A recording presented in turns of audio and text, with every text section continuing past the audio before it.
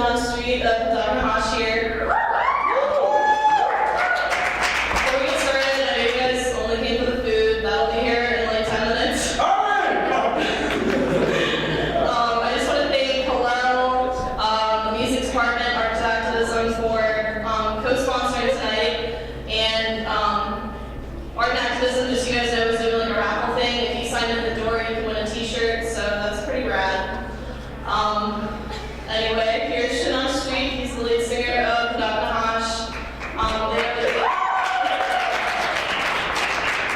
They are the most popular band in Israel, actually.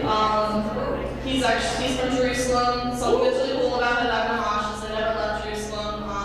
Most of the cultural scene is in Tel Aviv, but they stayed in Jerusalem. So he also owns a bar. So it's kind of like.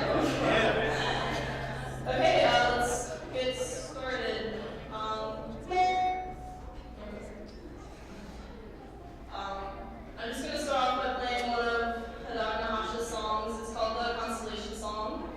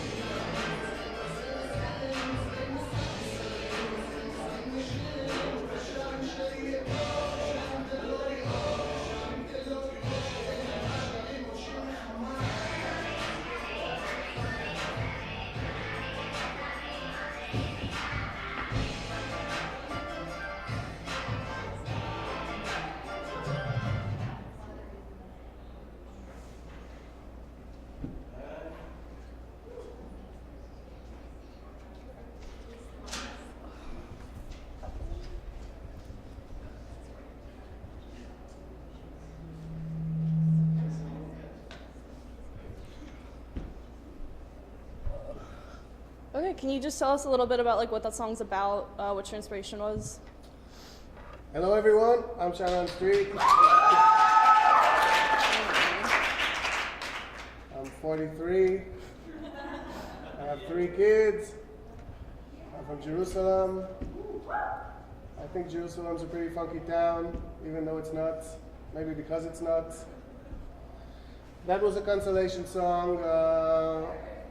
A lot of times in our country we feel trapped between the news and everyday life.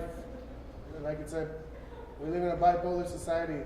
On the one hand, there's so much trouble you can't even start to count it.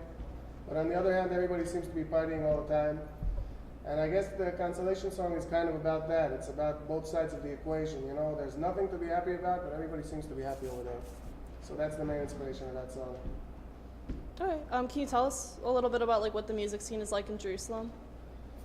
Yeah, if we compare, Jerusalem is the biggest city in Israel, but the truth is that it doesn't act like a big city at all. It acts like 3 small ones because there's 3 sectors virtually the same size living in the city. There's the ultra-Orthodox Jewish community, there's the Jews who aren't ultra-Orthodox, and there's the Palestinian community.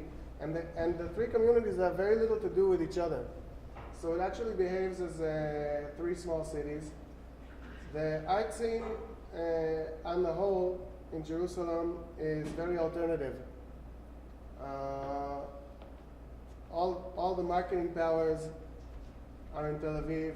The good venues are in Tel Aviv. The good galleries are in Tel Aviv. So Jerusalem artists, most of them have another job. They're not only artists. They do other stuff as well. But in a way, it keeps them real. They're always hungry for the next artwork. They're never bored, and they never bend over to the laws of the market. They're always doing their own thing. So it's actually a very, very fresh art scene, and very I can believe it most of the time. All right. How does it compare to the art scene and the whole cultural scene in Israel as a whole? Well, generally speaking, the Israeli art world right now is it's exploding. For the first time in a while, Israel had a few consecutive years that they were nominated for an Oscar. They never won, but they were nominated a few times in a row. The Israeli TV world is selling shows all over. We sold some. It's not me, but Israeli people who wrote TV shows sold big shows to the States and to the rest of the world. The Israeli dance world is famous all around, and also in the music. Somehow we reached a point in the art world, in the Israeli art world, that things they click somehow.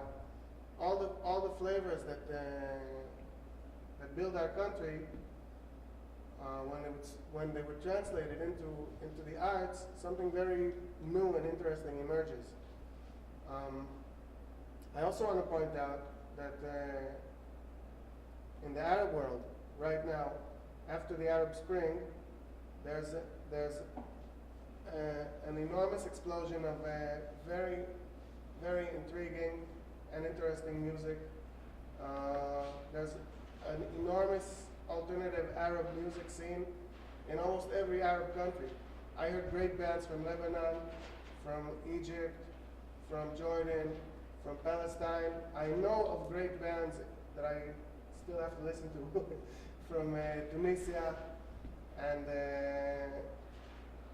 this gives me a lot of hope, because when I hear sounds that I can believe, I know that there's hope. I know that there's hope in the region. People that can produce this type of music that I can connect to, and that I think you guys can connect to, it's a good thing. It's just a good thing. All right. You're also the owner of a secular bar in Jerusalem, right? No, I'm owner of a bar. You can be religious and come to the bar. It doesn't say secular outside. As a matter of fact, because of the neighborhood that it's in, we're closed on Friday night. No, nothing is open in that neighborhood Friday night. We're open Sunday through Thursday and Saturday night. But it's a bar, and of course, most people that come are secular. But everyone's invited. We have menus in Hebrew and Arabic. We were the first bar in Jerusalem to have a full entire menu in Arabic. It's more of a statement than anything else, because the Palestinians that do come to bars in Jerusalem, they speak Hebrew fluently. They don't really need a menu in Arabic, but for us it was a statement. Also the logo, it's in 3 languages. The bar sits in the exact spot where there was a bar in the 30s, in the 1930s, owned by the British, called Casino de Paris. It was actually a bar and a brothel and a casino all in one for British soldiers. So we started the bar again, but not the rest. And you can find articles in the Palestine Post, which was the name of the Jerusalem Post before 1948, telling of promiscuous Jewish girls dancing with British officers at Casino de Paris in Jerusalem, and of wealthy Arabs sitting and having a drink with British officers. And that's the kind of vibe that we wanted to get again, to have it like, to have everybody in the region enjoy the same hangout. Okay. Your music is obviously very like politically fueled. What kind of inspires that? Life in Israel inspires it. Everything in Israel is political. Everything is political. What sport team you support, it's political. Where you shop, it's political. What neighborhood you grew up in, it's political. Everything's political, at least in Jerusalem. Everything's political. And when I think back about when I started writing rap songs, it was in the mid-90s. I actually spent some time in the United States and I was listening to a lot of hip-hop. There was no hip-hop in Israel at that time, zero. And what I liked was the flavor of the words. The music I listened to, the music that was on the radio, it wasn't really so political at all. But there was a no bullshit attitude in the lyrics, putting stuff right in your face. And I wanted to attempt that in Hebrew, and I wanted to attempt that with writing songs in Hebrew, and I felt that we don't have enough of that in our pop culture at all. And the first thing I wanted to do was talk about politics, you know, how screwed up things are, what you can do to fix it, don't tell me that there's no hope, that kind of stuff. And now, 20 years later, almost 20 years later, we've been around for 19 years for that. So at least 70 or 80% of our material is political, socially charged, calls for freedom, equality, etc., etc. All right. Just to kind of go into the politics, the Israeli elections are coming up. Who do you support? Who do I support? I'll tell you who I don't support. I don't support the guy in charge now. I think that, I'll tell you something else. I think that even people that vote for him don't think that they're voting in favor of a better future. They're only afraid that the alternative is worse. So I think nobody who votes for him is voting for a better tomorrow. And I think that's crooked. I think you should vote in hope for a better tomorrow. Worst comes to worst, you were wrong. We kick that guy out also. What happened? There's elections every so often, you know, how much worse can it get? And I've been electing more than 20 years because I'm old. And I always lost, except for once, when actually my guys won. And when we won, we were this close to achieving peace. But the Prime Minister got assassinated, you know? So I'm not going to change my vote. I'm hoping the situation is going to change, not me. All right. Just to backtrack a little bit, Hadak and Nahash is from Jerusalem. Why didn't you guys ever go to the prominent culture scene in Tel Aviv? Well, I didn't want to bring this up in your introduction, but the fact of the matter is that all the other members of Hadak and Nahash, except for me, did move to Tel Aviv. And I can understand it because they have studios. Like, I have a pencil and paper, so I can live anywhere. But they have studios, and they're professional musicians, and they're recording artists also, like, except for being in the band, they record with us, and they produce other bands, and and Tel Aviv has more work, you know? Somebody once said that in Tel Aviv, if you throw a stone, you hit 4 bass players. I told you before that right now, the artistic world that in Israel, it's exploding. There's a lot of it.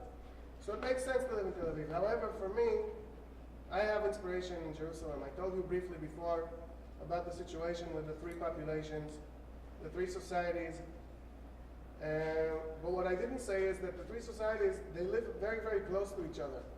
They have no connection, but if you leave my bar, you exit my bar in the middle of West Jerusalem, in the market, the main Jewish market area of Jerusalem, the biggest market, and you walk 5 minutes down the road, you arrive in Poland in 1720. Everybody's speaking Yiddish, everybody's dressed in black, everybody's ultra-Orthodox. They have their own information system, their own media, they don't use the internet. Women, it's a different world for women. Everybody has 10 kids at least. You're on a different planet. And you walked 5 minutes. Then if you walk 10 minutes down that road, you arrive in Cairo, because everybody's speaking Arabic, And they have, again, an entirely different education system, and a different transportation system that takes them to like their cities. And all this happened in 15 minutes walk. And to me, that's inspirational. Because wherever you have conflict, you have artists walking in the path and picking up some of that conflict and making songs out of it, or paintings or sculptures or dance or whatever. So it's a great, great place for inspiration. I felt that my whole life, and for me, it's still a source of inspiration, you know? We have pretty inspirational and strong people set up this festival, and I was very involved in it for the first 10 years of its life. But then now I have 3 kids, and I'm involved in other stuff. I can tell you about that too. But what happened was, when we started getting famous, when we released our first single, so for the first time we were invited to perform on stages with thousands of people in festivals. Before that we performed in clubs with up to like 500 people. I still love performing in clubs. It's a great thrill. The energy is very condensed and very dense, and you know, you see everything, you smell everything. It's all right there in your face. It's fun. But after we released our first single, and the radio embraced it, so we started getting invited to big summer festivals. Israel has quite a few of those. And in the first time that I performed in front of thousands of people, I understood the difference immediately, because when you perform in front of thousands of people, it's an entirely different feeling, because you don't see even one face, and all you see in front of you is like a body of humans, you know, moving this way and that way. And when you say, okay, now everybody jump, and everybody's jumping, so it's really it's a special, special feeling. So I got off the stage, and I'm feeling pretty good about what just happened. Actually, I was feeling amazing about what just happened. And about this almost religious experience that I had for the first time together with the audience. And then I went to the toilet, and in the toilet I saw 2 teenagers that broke into the festival. They swam into the festival from Ashkelon, a neighboring town, through the Mediterranean. And they were hiding in the toilet because they were afraid to exit the toilet, because if you don't buy a ticket, so you don't get the bracelet that you get when you enter. So these guys swam into the festival grounds but couldn't leave the toilet. And they were in a bad position. So, of course, I felt pretty terrible. 1 second before I was feeling good, and 1 second after I was feeling pretty bad, and I understood that this is a dissonance, and that it's pretty tragic that too many people can't afford to enjoy Israeli pop culture, Israeli music. So I started talking with a whole bunch of activist friends of mine in Jerusalem. In Jerusalem, everybody's activist for something, so it was easy to find them. And we came up with the One Shekel Festival idea. It's still going now. It's been, I guess, like 13 or 14 years already. But like I said, I'm less active in it than I was. However, I'm still an activist. I can't say no to millions of offers that come my way every day in the email. Like, also at Dag Nachash, we volunteer once a month. We have a benefit show, and on top of that, I volunteer another once a month. About 6 months ago, I started working with another interesting project. I don't know how many of you heard of the entire Jerusalem soccer team.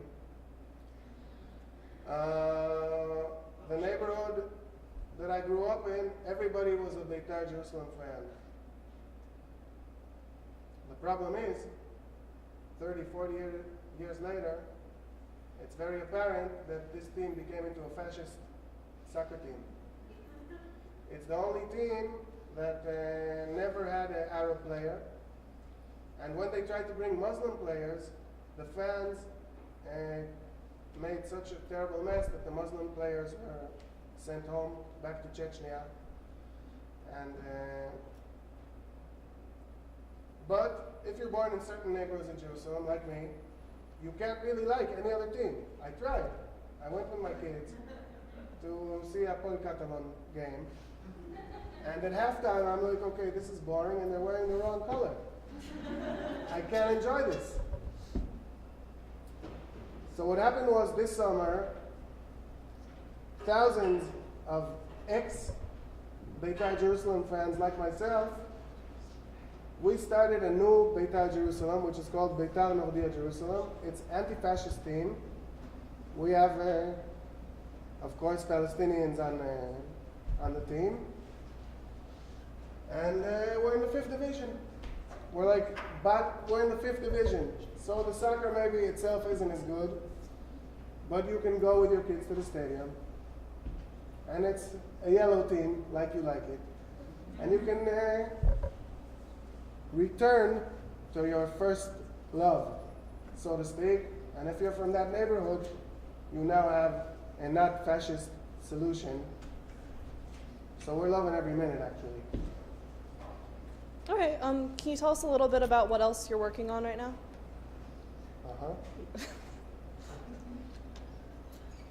If you're an artist in Israel and you're making a living from your art, you're also an entrepreneur and you're simultaneously working on 12 things, hoping that one of them will earn you some income one day. So I'll just randomly say some of the things that I'm working on. Soon I'm going to start hosting a children's show about music. 30 episodes, 15 minutes every episode. Every episode there's a guest. I talk with him or her for 10 minutes, and then 5 minutes we do a song.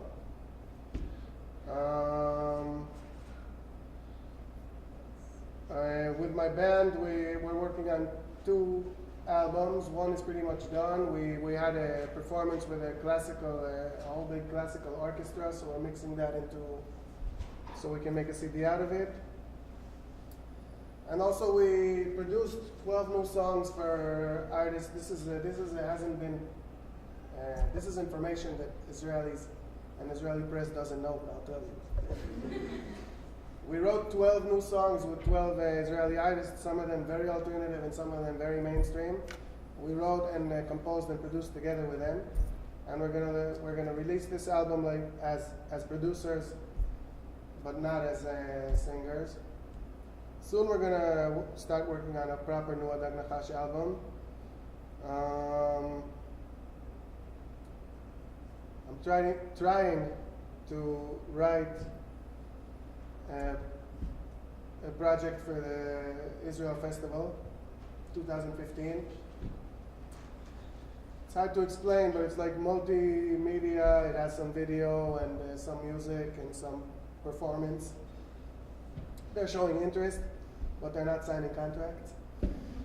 So all the time you have to do something. By the way, I like it. It's fun. Even when I fail, it's okay, because there's still 11 other things that I might manage to pull off. It's good. I like my life. I like it. I learned to like it that I'm not making millions of dollars. Because like I said, it keeps you hungry. It keeps you creative. It keeps you on your toes. No time for rest. Keeps you young. All right, we're gonna take a break to get food, and then we're not gonna do that? Okay. How about questions? Maybe all right. Somebody has yeah, questions. Does anyone have any? You mentioned before the Arab artists from Egypt, from Palestine, from other places, and I was curious if they have a certain political message. Your music is very influenced by politics. What about that type of music, these bands? Well, the short answer is yes. The long answer is you have to understand that the societies are very different. These people haven't been living in democracies for 70 years. Israel is a problematic democracy. We always need to maintain our democracy, but nevertheless, it's a democracy. No argument there. These people,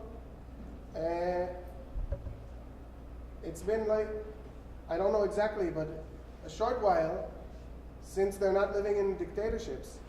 And their countries are still struggling to achieve some sort of sustainable democracy. As a matter of fact, I think the only country that is managing is Tunisia right now. But in my view, they're on the road, and the hard part is already behind them. To overthrow so many dictators in such a short period of time demands lots of strength from societies, and now they kind of like, the way I see it, they have to finish the job, and I believe that they will. Having said that, the fact that there's a band from Beirut that has in the band Muslim and Christian people together, gay and straight people together, women and men together in the same band, in itself, it's already political. Just the fact that a band like this exists and is releasing hits in Lebanon and all the young people in the Arab world know these songs, that's already a political message. It doesn't matter what they're singing about.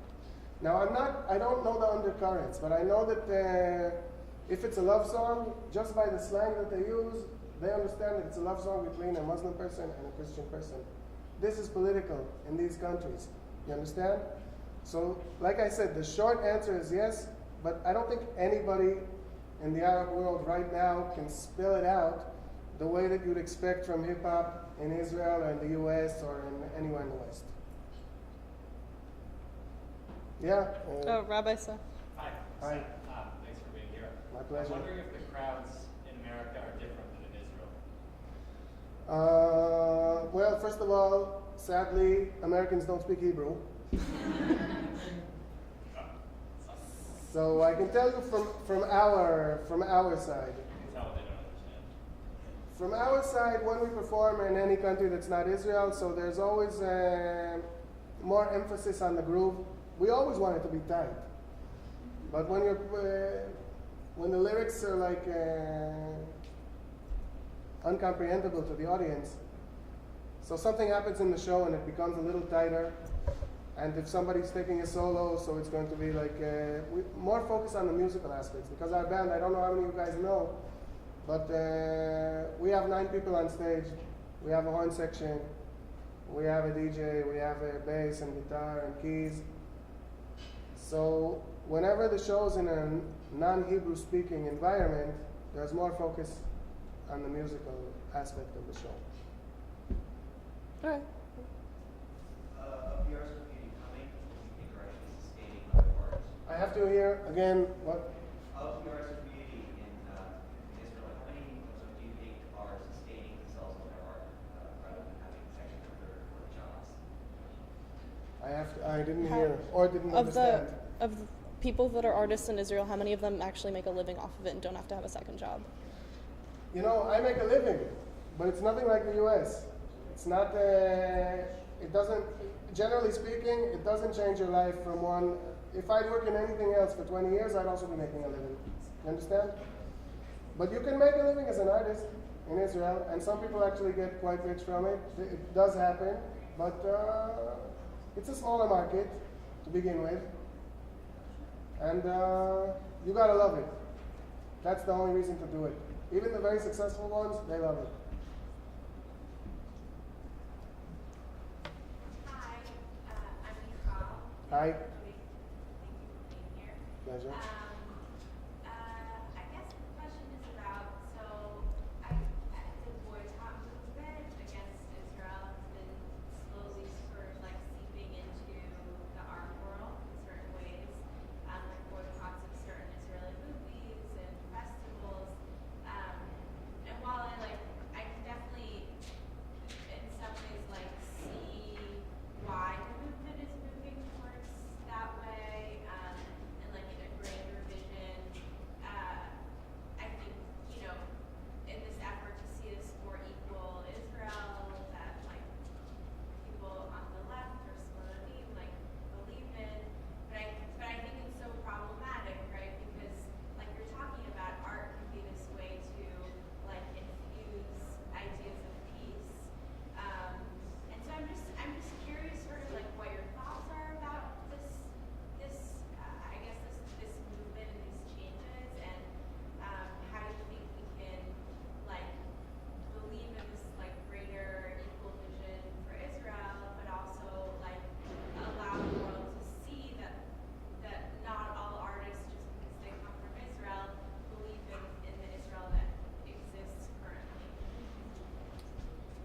Okay. First of all, it's not my field. I'm not a politician. Luckily. The best thing to do against all the boycott movements is to make peace. That would work. But I don't see that happening like tomorrow. And also, I mean, boycotting Israel sucks. I'm an artist and I can be affected by it, and you know, it sucks. It sucks. However, sometimes I come with my band here to the States, and before, it happened to us in Austin, Texas, it happened to us in DC, that we're being warned that there's going to be a heated demonstration of Palestinians outside. And when we come, we see people with signs and candles demonstrating. And that's fair. It's fair to demonstrate in a democratic society. And I try also to address them in my pidgin Arabic and to tell them, you know, try to have fun with us tonight. I'm not saying it works, but I try. And what can I say? It's not always easy, but that's the country we live in right now. Israel has to take measures. There's no way around it, you know? Long term, it's not enough just to be a regional superpower.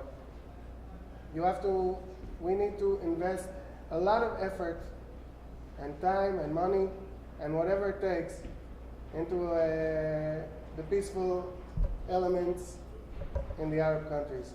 I think it can be done also. I think now's a good time. And I'll tell you something else. I was in Columbus, Ohio a few days ago, in a meeting similar to this. Yeah? Yeah. Cool. I think, well, it was cold there too, so I don't know. Anyway, after the meeting, I went to a bar with a few of the shlichim, shlichot. Oh, what's that? Who? Emissaries. Emissaries. Israeli. Israeli emissaries. And they also asked like about boycott and stuff, and they were telling me their strategies, how to combat boycott on campus and stuff like that. And a few minutes later, 3 students, American students, entered the bar, 2 of them Jewish, and they started speaking Arabic between them. You know? The students, because they're studying the Middle East, and one of them is studying translating from English to Arabic. And I listened to them a little, and I started talking with them, and they're talking about Egypt, in Egyptian internal affairs.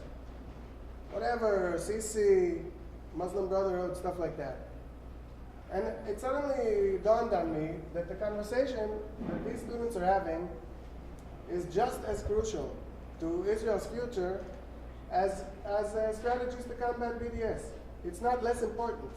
This is our southern neighbor, Egypt. We should be able to speak in Arabic about internal Egyptian affairs. It shouldn't be so difficult for us. We shouldn't perceive south of the border as a different world.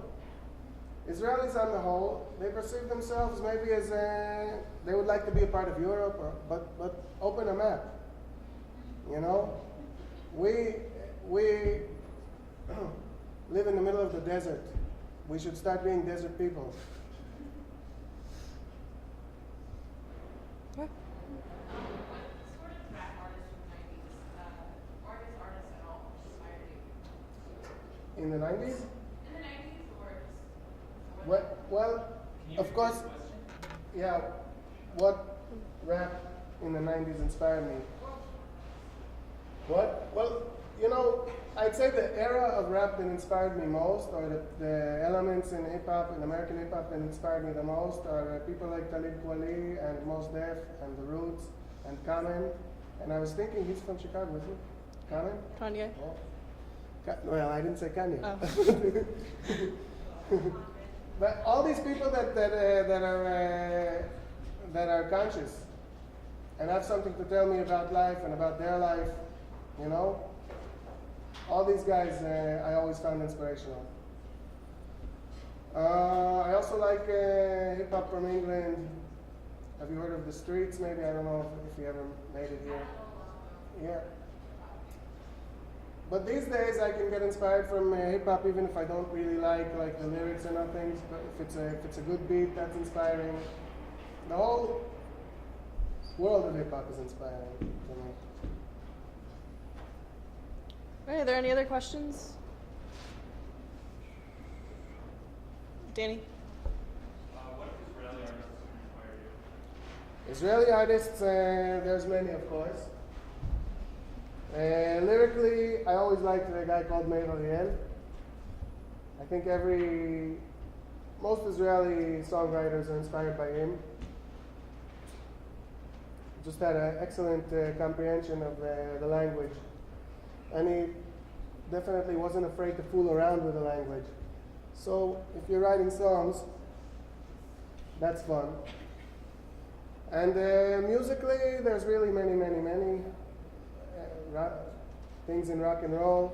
I think from the moment that I understood that what I am is an Israeli musician, I found more and more inspiration in the Israeli music world. Before that, I was like, Israeli music, But now that I realize that that's what I am, I like it more, you know? Feel more a part of it. You seem like you have a very unique opinion and view on Israel. I'm wondering, as an artist, I'm wondering how the band kind of came together and started, and how you think the group meshes in terms of opinions, and like how you come to be such a unique group.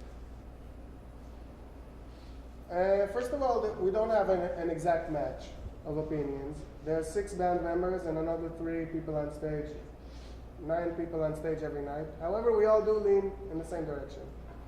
And when we write a song, we already know each other well enough, like I said, 19 years, not to step on each other's toes. And we still manage to say substantial stuff and stuff that many elements in the Israeli society feel are controversial. So there's plenty to say without arguing amongst us. And what was the other part of the question? How you guys came together. How we came together? When I got back from the United States in early 1995, I released a single on my own. It was one of Israel's first hip-hop songs, like maybe the 4th or the 3rd. And I recorded it with a friend of mine from high school, who I knew computers and the music. Its song is called Shalom Salam Peace. First song that I recorded. Still relevant. And I handed it out in CD stores. And in one of the CD stores was a guy called David, and he told me he liked the single, and he has an instrumental band, a funky instrumental band, and I should come jam with him, which I did. And this turned into a Dag Nachash. The guys in the band, all of them, they care about Israel. They also care about having a good time. You know, if you want change, it doesn't mean that you have to be depressed. It can be fun. You know, think of Bob Marley. Think of Bob Marley's tunes. A lot of them call for change. Stand up for your rights. Don't give up the fight. But everybody's dancing. So that's the kind of thing that we buy into.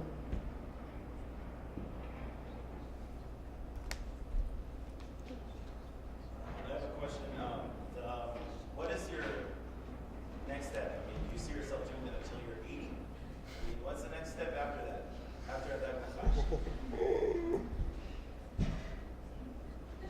It's a good question. I think about it sometimes.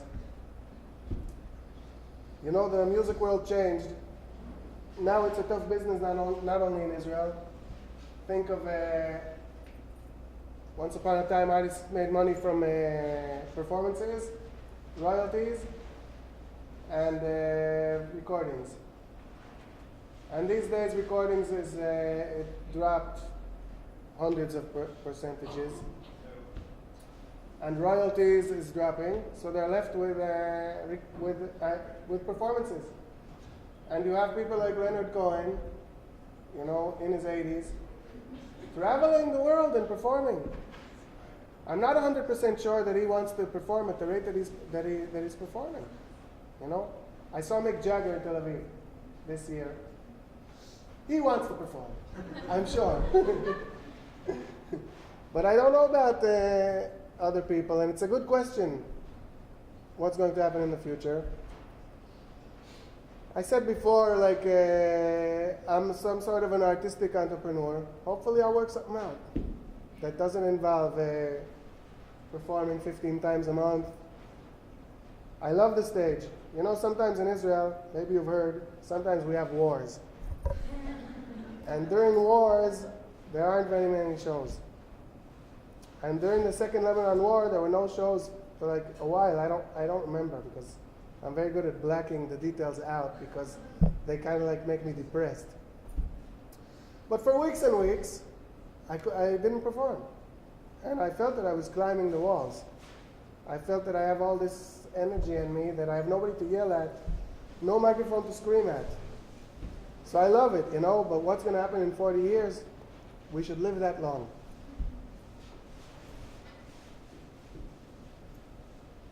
You don't?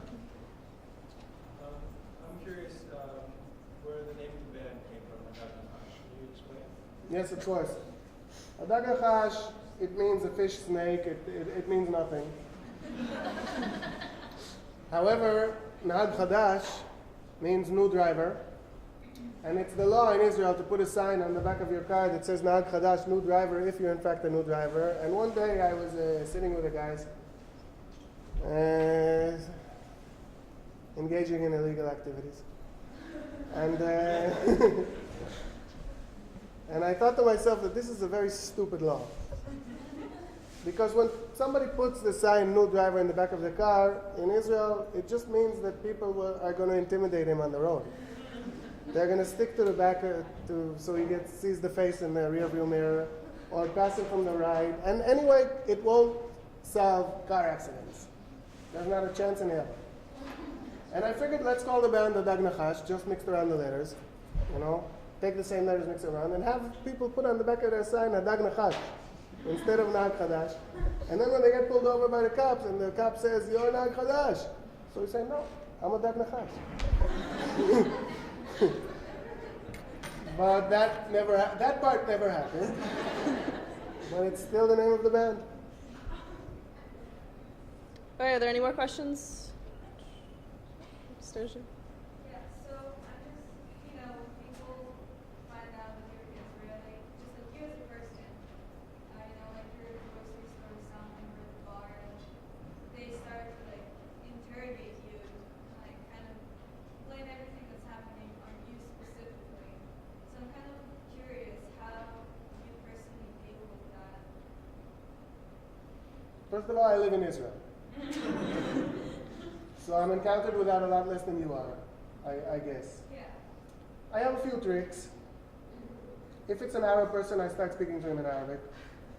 It opens him up immediately, including 2 nights ago in St. Louis.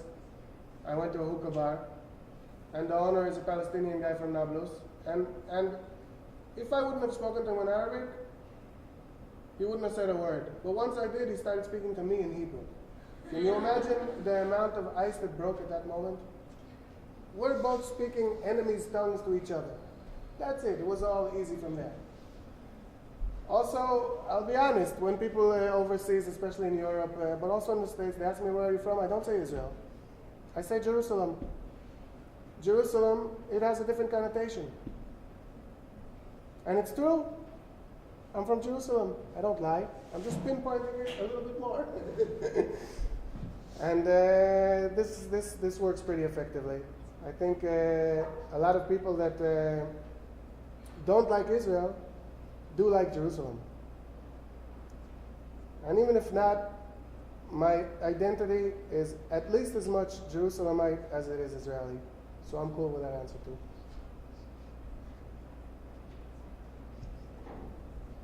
All right, any more questions? Okay, so it's kind of a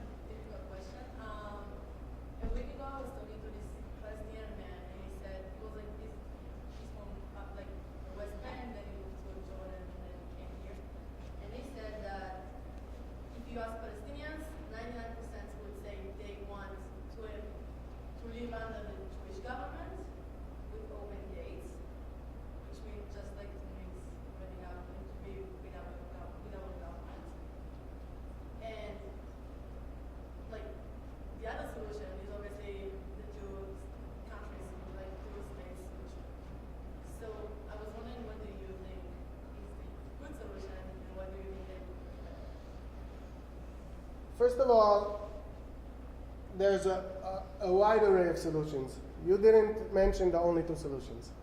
There's a lot more solutions. So you should keep that in mind.